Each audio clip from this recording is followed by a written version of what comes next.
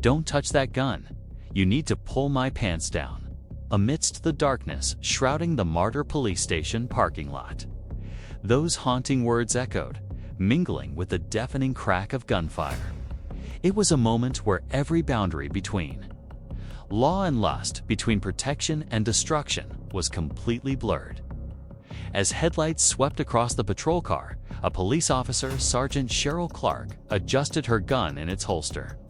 The shining badge on her chest bore power and responsibility.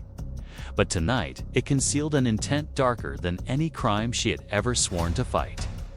The victim, not an unknown criminal, but her ex-lover, Cleve Lambert, a misguided man trying to rebuild his life. Completely unaware that 8 fateful bullets had etched his name into that cold winter night. He had only come to reclaim a $1,000 debt she owed him, not to face a tragic death at the hands of someone entrusted with the duty to serve and protect. Tonight, on True Crime Mysteries, we will unveil the horrific truth about the Cheryl Clark case, where the badge became a weapon, and the police uniform, a cover for a cruelly concealed murder. 6 months before that fateful night, Cleve Lambert walked out of Georgia State Prison, carrying all his possessions in a clear plastic bag. At 38, he had paid for his past mistakes. His debt to society had been settled. While the details of his sentence might be discussed later, what matters most right now is what happened next. Lambert moved in with his sister in an East Atlanta apartment, yearning for a fresh start. Every morning at 5 a.m., he caught the MARTA train downtown, diligently filling out job applications at construction sites, warehouses, anywhere that would hire someone with a criminal record. Rejection letters piled up, background checks failed, positions filled, "We'll call you back." Disappointed, but not discouraged. His probation officer noted Lambert's perfect diligence, never missing a meeting, always clean drug test results. He was doing everything right by all standards. Eventually, he found a dishwashing job at a restaurant near Peachtree, earning minimum wage at just $7.25 an hour. But it was honest work. He began sending money back to his mother in Augusta, a sign of redemption and responsibility. Lambert's life, though still challenging, was slowly getting on track. He had found a fragile glimmer of hope. But there was one thing no one knew then, not even Lambert himself. He started taking different routes home. Instead of the direct route through the bustling 5 Point station, he would transfer trains at West End, adding 20 minutes to his daily commute. When his sister asked why, he said the crowds at 5 Point made him anxious. But the truth was far more complex, and it had a name: Sergeant Cheryl Clark Lambert. Guided by the instinct of someone who had weathered many storms, felt an invisible threat, a vague uneasiness he couldn't quite name. He was unaware that this very anxiety was a warning of a dangerous web slowly tightening around him. His rebuilding life was about to collapse at the hands of someone who was supposed to uphold the law. While Cleve Lambert was struggling with a $7.25 an hour dishwashing job, Sergeant Cheryl Lashai Clark comfortably collected an annual salary of $68,000 from the Martyr Police Department, with 15 years of experience on the force. She was not just an ordinary officer, but one with a commendable record, lauded for excellence and dedication. On the surface, Clark was the epitome of an exemplary police officer, a woman trusted by the community. But behind that perfect facade lurked a dark and manipulative nature. In October 2022, Clark made an unusual request. She wanted to transfer to the night shift at 5 Point Station, the busiest and most dangerous area in the entire Atlanta public transport system, with up to 40,000 people passing through daily. It was a hotspot for drug deals, assaults, and occasionally stabbings. Most officers rotated out of this area after 6 months due to the pressure and danger. But Clark specifically requested to stay, a suspicious choice for any officer. Unless she had another purpose, a murky personal motive. Who would deliberately choose to remain in such a high-risk hotspot unless they were looking for something or someone? By January 30th, 2023 at 9:06 p.m., Sergeant Clark's patrol car was parked discreetly in a corner of the police station parking lot. Over the radio, she reported to dispatch, Unit 47 at Code 4. Everything is quiet. Nothing to report. But what dispatch didn't know was that Clark wasn't on patrol at all. She was waiting. Security cameras at the police station captured Cleve Lambert's Honda Civic entering the parking lot. He parked precisely under the only broken streetlight, not by chance, but according to Clark's exact instructions. At 9:15 p.m., Lambert exited his car and walked towards Clark's position. His hands were clearly raised, empty. This seemingly minor detail would become critically important in uncovering the truth. He carried no weapon, had no intention of aggression. He was simply a man walking into a trap meticulously laid by a woman in power, someone society trusted to uphold justice. What transpired next in that parking lot would completely change everything you thought you knew about this case. In the darkness, the dialogue between Clark and Lambert morphed into a chilling drama of manipulation and violence. "You stupid mother *******. I told you a long time ago, you dog. You're trying to take. No. Stop. Come here, Kay. Stop. You're mine. You can. You can. Me right now. All right. You can. You can. Me right now. Yes. Show me. All right. Show me. Prove it. Come on. Prove it. Come on. Get your hands off the gun. I'll get my hands off the gun. But you have to pull my pants down. All right? Get your hands off the gun. Get your hands off the gun. Kareem, stop. That's what If you don't get your hands off the gun, you're going to get shot right here in this parking lot. Stop. I told you.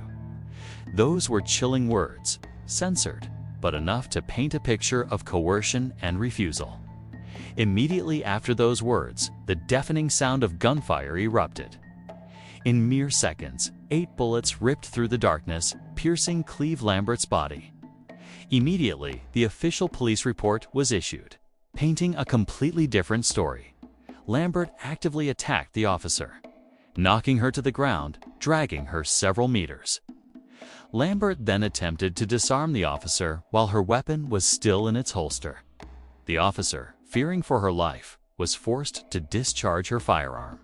But let's compare that embellished narrative with the cruel and contradictory reality. The sounds from the police radio echoed in the night, full of chaos and drama, but they couldn't conceal the truth. Parking lot. Employee parking lot. Help. Employee parking lot. Subject is heading towards the Georgia State exit. It will be a cream-colored SUV. Police quickly responded, giving chase but not pursuing an attacking criminal. Rather a man trying to escape his predetermined death. The words from the scene, the shouts for help, all created a chaotic picture, but also simultaneously revealed a horrifying truth. This was not a self-defense shooting, but a deliberate act of violence masked by fear and authority.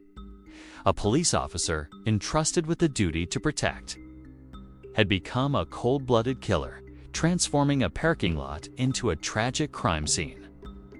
The Georgia Bureau of Investigation (GBI) immediately took over the case. Following standard procedure for officer-involved shootings, Agent Sarah Mills led the forensics team, and her findings raised questions no one wanted to answer. First was the ballistics analysis. 8 shots were fired. The bullet pattern told a completely different story from Clark's self-defense claim. The first 2 bullets struck the ground near Lambert's feet. The next 3 hit him as he turned to flee, and the final 3 struck his back after he had run some distance. The entry angles of the bullets were all downward. What does this mean? It means Clark was standing when she fired, while Lambert had fallen or was hunched over or was trying to crawl away. This is an extremely crucial detail, directly contradicting the claim that Lambert attacked and tried to disarm her. Would someone actively attacking flee and be shot in the back? Absolutely not. Then there's the body camera issue. Martyr Police Department policy requires body cameras to be activated during all citizen contacts. Clark's camera was on. But this is where things get complicated. There appeared to be some disappearance or manipulation of the video evidence, a non-transparent event that would later be overlooked. Furthermore, investigators uncovered 3 previous complaints against Clark. 2 of these related to excessive force, and 1 was for harassing a former boyfriend in 2019. All 3 of these investigations had been closed without any action taken. The system had opportunities to intervene, to curb Clark's abuse of power long before this tragedy occurred. But, inexplicably, those warnings were ignored, buried beneath a mire of cover-ups and indifference. These findings not only exposed Clark's lies, but also revealed a dangerous pattern of power, its abuse that had been overlooked for years. The system had failed to self-correct, and Cleve Lambert paid dearly for that failure. On February 2, 2023, just days after the horrific shooting, while Cleve Lambert was fighting for his life in Grady Hospital's intensive care unit, prosecutors made their decision. Instead of prosecuting the shooter, they charged Lambert. Cleveland Lambert was charged with aggravated assault on a police officer, assault, and attempted disarming of an officer. A potential sentence of up to 20 years in prison awaited him. And Cheryl Clark. No charges were filed. District Attorney Fonnie Willis coldly explained her decision. Based on the evidence presented, we cannot prove beyond a reasonable doubt that Sergeant Clark's use of force was unlawful. The victim's criminal acts precipitated the incident. A chilling statement, seemingly placing all blame on the man clinging to life in a hospital bed, denying all forensic evidence that had exposed Clark's false testimony. Even with ballistic evidence clearly showing Lambert was shot in the back while fleeing, the system chose to protect a police officer.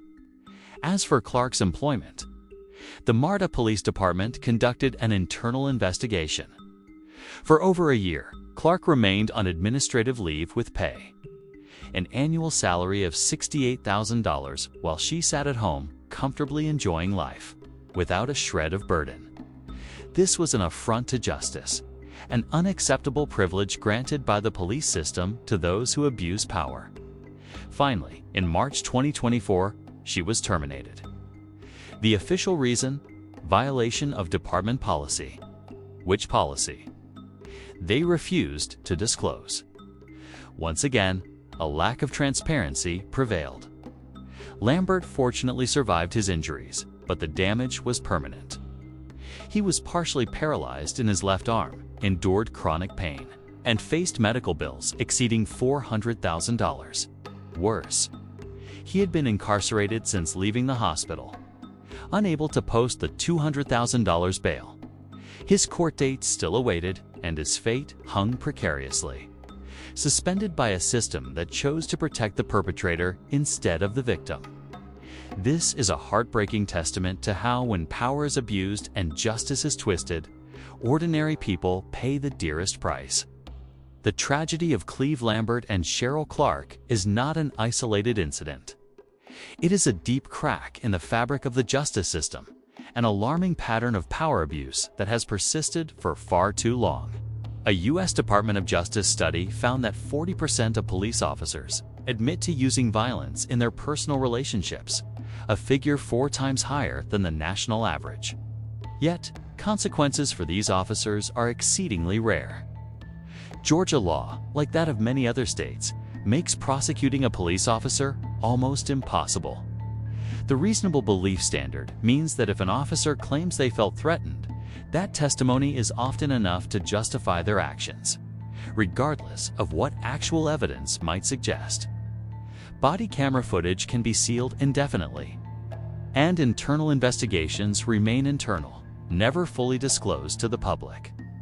Since 2020, there have been 17 similar cases nationwide where officers leveraged their position to control, stalk, or harm current or former partners.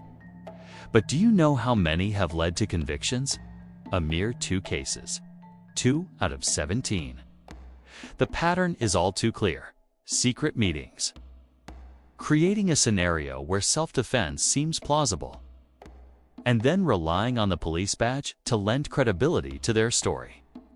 In 15 of those 17 cases, the officer's story became the official narrative, accepted by society without a shred of doubt. How many more Cheryl Clarks are out there right now, exploiting their power and privilege to commit horrific crimes? And how many more Cleve Lamberts will have to pay the price before there is real change? These statistics and similar cases are not just dry data. They are alarm bells about a system failing to hold itself accountable. We need to ask questions. We need to demand transparency. Because if those entrusted with supreme power to uphold justice are themselves the perpetrators of injustice, where does our faith in the law go? Share your thoughts below. Should police officers face the same consequences as ordinary citizens in cases of personal violence? And more importantly, why aren't they held to the same accountability? Thank you for watching. What happens when the one entrusted to protect you becomes your greatest threat? When the uniform becomes a disguise for violence? When serve and protect turns into stalk and attack? Tomorrow on True Crime Mysteries, a decorated detective's 8-year-old daughter vanishes from his backyard. But when investigators check his computer, they discover he researched how to stage a kidnapping just days prior.